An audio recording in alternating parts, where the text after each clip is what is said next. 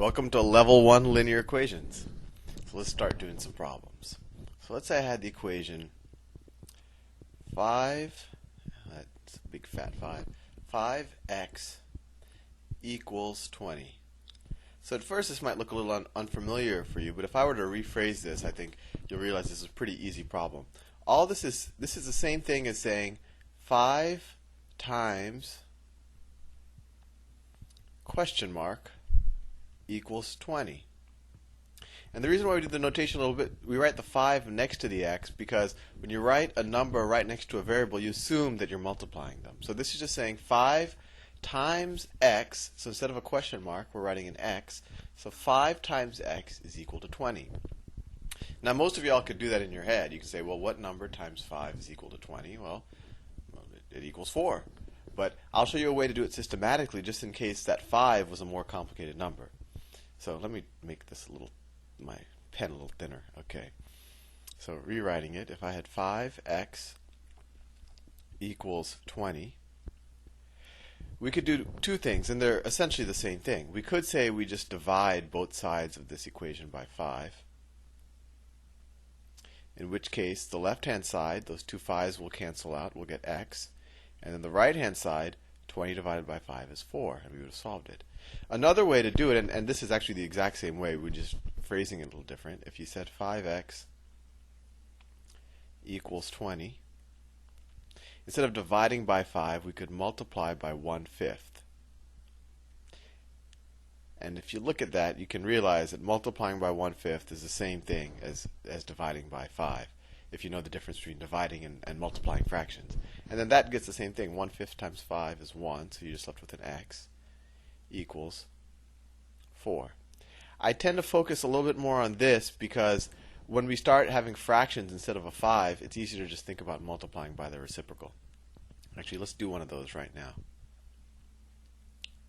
So let's say I had negative 3 over 4 times x equals 10 over 13. Now this is a harder problem. I can't do this one in my head. We're saying negative 3/4 times some number x is equal to 10 over 13. If someone came up to you on the street and asked you that, I think you'd be like me and you'd be pretty stumped. But let's work it out algebraically. Well, we do the same thing. We multiply both sides by the coefficient on x. So the coefficient, all that fancy word means, is the number that's being multiplied by x. So what's the reciprocal of minus 3/4? Well, it's minus 4 over 3 times, and dot is another way to use times. And you're probably wondering why in algebra there are all these other conventions for doing times as opposed to just a traditional multiplication sign. And the main reason is I think just a regular multiplication sign gets confused with the variable x. So they thought of either using a dot if you're multiplying two constants, or just writing it next to a variable to imply you're multiplying a variable. So if we multiply the left-hand side by negative 4/3, we also have to do the same thing to the right-hand side, minus 4/3. The left-hand side, the minus 4/3 and the 3/4, they cancel out. You could work it out on your own to see that they do. They equal 1, so we're just left with x is equal to 10 times minus 4 is minus 40. 13 times 3, well, that's equal to 39. So we get x is equal to minus 40 over 39. And I like to leave my fractions improper because it's easier to deal with them, but you could also view that that's minus, if you wanted to write it as a mixed number, minus 1 and 139. I tend to keep it like this, though. Let's check to make sure that's right. The cool thing about algebra is you can always get your answer and put it back into the original equation and make sure you were right. So the original equation was minus 3/4 times x, and here we'll substitute the x back into the equation. Wherever we saw x, we'll now put our answer. So it's minus 40 over 39, and our original equation said that equals 10 over 13.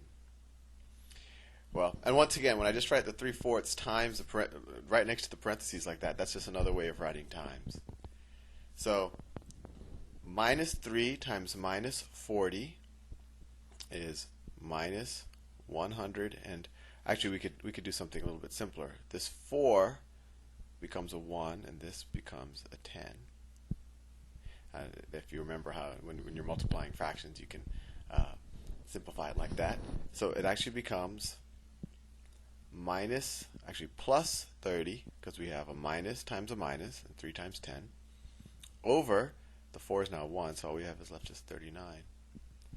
And 30 over 39, if we divide the top and the bottom by 3, we get 10 over 13, which is the same thing as what the equation said we would get, so we know that we got the right answer. Let's do one more problem.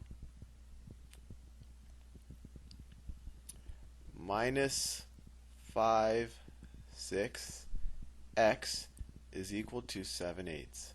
And if you want to try this problem yourself, now's a good time to pause, and I'm going to start doing the problem right now. So, same thing. What's the reciprocal of minus 5, 6? Well, it's minus 6 over 5. We multiply that. If we do it on the left-hand side, we have to do it on the right-hand side as well. Minus 6 over 5. The left-hand side, the minus 6 over 5 and the minus 5, 6 cancel out. We're just left with x.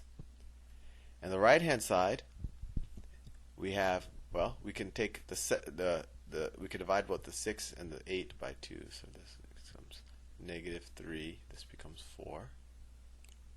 7 times negative 3 is minus 21 over 20.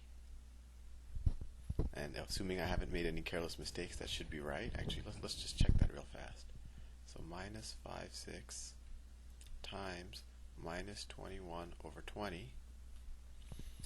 Well, that equals, on this 5, we could make that into 1, turn this into a 4, make this into a 2, make this into a 7. Negative times negative is positive, so we have 7. 2 times 4 is 8, and that's what we said we would get. So we got it right. I think you're ready at this point to try some level 1 equations. Have fun.